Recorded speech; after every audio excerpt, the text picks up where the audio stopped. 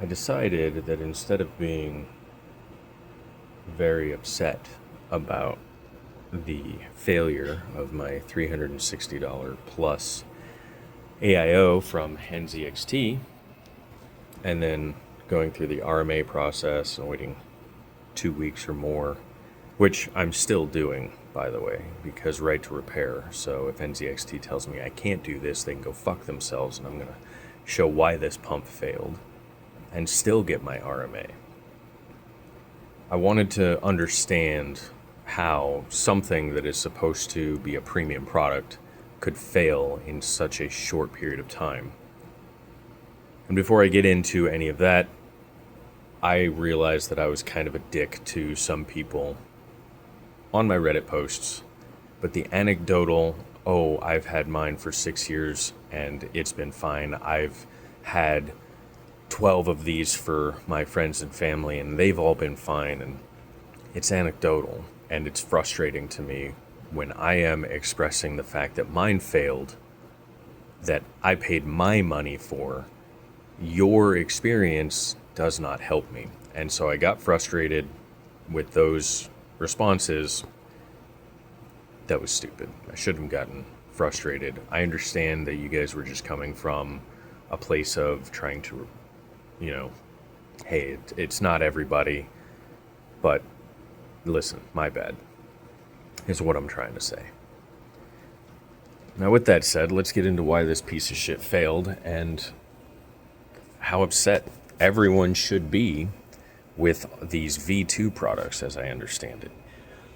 There was someone who commented on my most recent post where I show that I replaced it with the Thermalright Trofeo Vision, which at this point is working great. It's only been 3 days or whatever, but it works very well. It's actually at idle cooling my CPU better by 3 degrees than this was, which it's 3 degrees at idle. It doesn't matter, but I'm just saying that's where I'm at with that product at this point. And after tax, $155 on Amazon.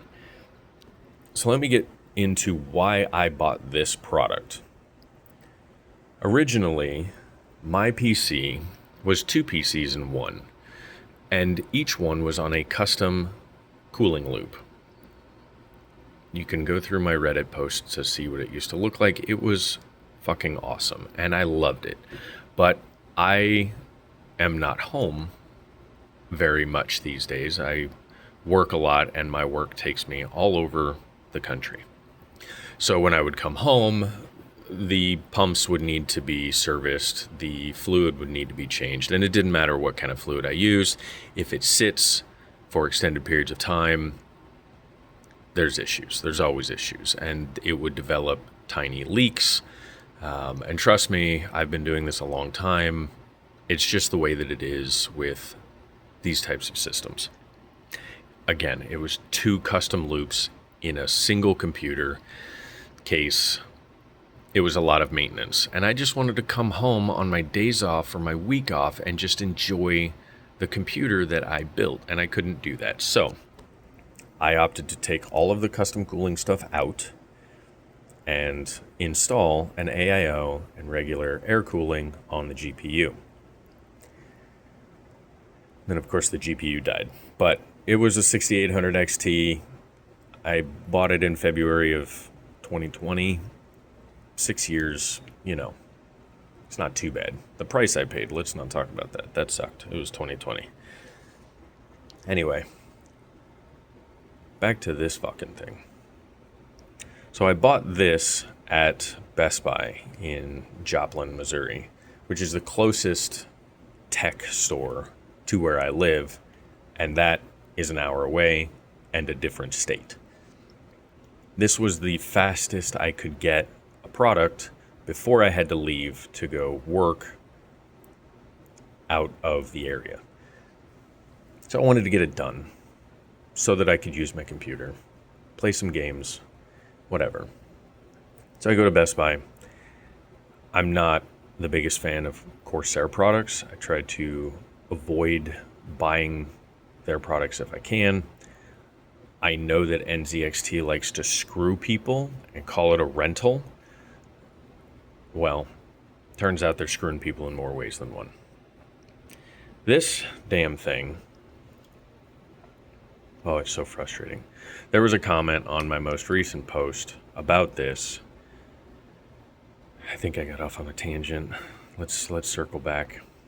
That comment stated that at some point between V1 and V2 of this unit, NZXT had switched from an Asetek pump to a turbine pump with no details on what it is or where it is or whatever. After a little bit of research, this is an in-house designed pump. In-house designed, built by the cheapest bid in Shenzhen, probably. NZXT is obviously not building this themselves. They outsourced it, but it's their design. And the reason why my pump stopped working is because it is the cheapest possible design implementation that they could have gone out and purchased.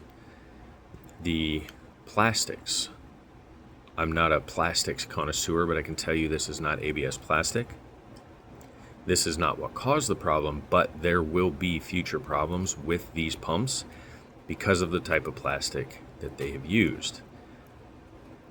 If anybody watching this video is aware of what Dodge did in the 90s with their plastics, trying to save money and not have to file bankruptcy, they switched to a far inferior plastic to make their interior parts out of for the cabins of their vehicles. And specifically the second gen Dodge Rams have really bad dashes. Like, you can flick the dash and it will shatter like glass. It's that bad. This plastic is on that same level. Is it the exact same plastic? Like I said, I'm not a plastics connoisseur. I can tell you it's not ABS plastic. I know that much. You have to trust me on that or take it apart yourself and find the markings that explain what I'm talking about. This plastic, over time, outside of warranty, but enough to get you through warranty, these plastics will start to crack and fail. Cracked plastics equal to leaks, equal to, at the very least, a pump that's not working right, at the worst, other dead components in your computer. And if you're like me, where's that leak going to land? Right on top of your very expensive graphics card. This is cheap. Considering the price of this, I paid $360 for this. I think, somewhere around there. It was expensive for what it is. It's a premium product in its category. That's what NZXT wants you to believe. So that's a future problem for people. How long have they been using these plastics? I don't know. I can almost assure you the V1 360 Elites were ABS. With all the research that I've done, somewhere either when the V2 started or during V2 production, they have switched to these cheaper plastics. The other issue that is a V2 issue, on the package of mine, it says that it's a turbine pump, not an Asetek pump, which is, again, how I started down this rabbit hole. I wanted to know what kind of pump this was and how it worked, because I obviously believed this to be the problem, because it was showing 0 RPM in the cam software. Don't even get me started on that bullshit. Terrible fucking software. Anyway, it was showing 0 RPM. So, let's take it apart and find out why. This pump head assembly, the motor that drives it, is completely seized. Or was. I've broken it loose, but why did it seize? Was the winding the problem on the motor? Was there a leak that caused water intrusion that caused it to seize? Behind here, you can't take this all the way off because there's a sense wire that is connected to the actual windings. Each of those wires go directly to the windings on the pump motor. Anyway, it is my belief that the gasket that goes around this pump here that seals it to this housing did not seal. And the reason I believe that is because when I took this entire head out of the body, it was full of water. It was full of coolant. And it just started leaking out as soon as I cracked the seal from these screws right here. Which, you know, props to them, I guess, for the design inside of here where all of the electronics are against the LCD screen and nothing was left at the bottom where it could get wet, where all of the liquid had accumulated. But still, that seal, that gasket, was leaking. I can't find any cracks in it, and it might not even be the seal. Again, it could be the plastics around it. There could be minute fractures in there that I can't see. We could get it under a microscope, but I'm not digging that thing out. Anyway, I believe that water or coolant was able to, because this was partially submerged. This cable right here was partially submerged. If you know anything about liquid, it doesn't necessarily follow the laws of gravity. If it's touching something, it will climb up that something. And I believe that that water, that coolant, that liquid was able to travel at least to this board. I haven't tested this board yet. I'm going to see, you know, because there's actually little test pins on here. So we're going to see if this board is dead, but the pump was completely seized. And it wasn't until I spun it the opposite direction in which it was supposed to run. It runs this way to push coolant that way and through this port. So it's supposed to run like this by working it backwards, and it was extremely, extremely seized. Like, it took a lot of effort to move this thing, but I have unseized it. So could we put it back together, put some better coolant in it for one, because I'm 90% sure this is just mostly glycol. It wasn't even just a little bit of glycol. This stuff is extremely sticky. Like, I got some on my hands, obviously, by taking it apart, and it's more sticky than automotive coolant with their amount of glycol. And I typically use the concentrated stuff that I mix myself. So anyway, I'm going to see if I can run this until I start to approach the RMA shipment date. And we're going to see what happens. Because if I don't have to rely on NZXT to RMA this thing and just send me another one that sucks, I won't. But I get the feeling that I think the plastics are going to be the problem. But we're going to see. Might put a little RTV on that. Just enough to create a seal against. You can actually see it in the right light. God, that plastic is trash. It is so poorly formed. I don't know if you guys can see how wavy that is. The plastic might not even be cracked. It's just so poorly formed. The seal can only do so much when it's inset like that. You can only squeeze the screws together so much to collapse that gasket, and maybe it just can't collapse enough. Even if that gasket was leaking enough to create cavitation bubbles inside the pump constantly, that could have very well seized that pump. Anybody that runs custom cooling knows how cavitation can kill a pump. This pump's going to be cooled by the same coolant that cools the computer, and that cavitation creates a cooling issue. So I don't know. That's where I'm at with this thing. I know that was a long video, and I doubt anybody's going to watch it all the way through. But that's why I'm so upset about it, and that's why I think more people should be upset about it. Because NZXT, in all their amazingness and customer-centric products and marketing switched the type of plastics they use and the type of pump they use in a product that the price only increased.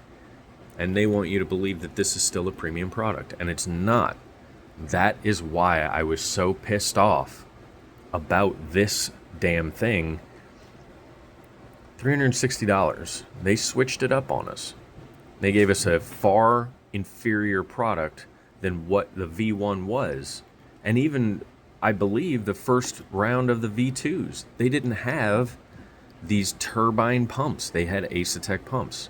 And like I said in my comments, Acetec isn't the be-all, end-all. It's not this amazing, great product, but it's tried and true. Fucking everybody uses Acetec pumps. And they work.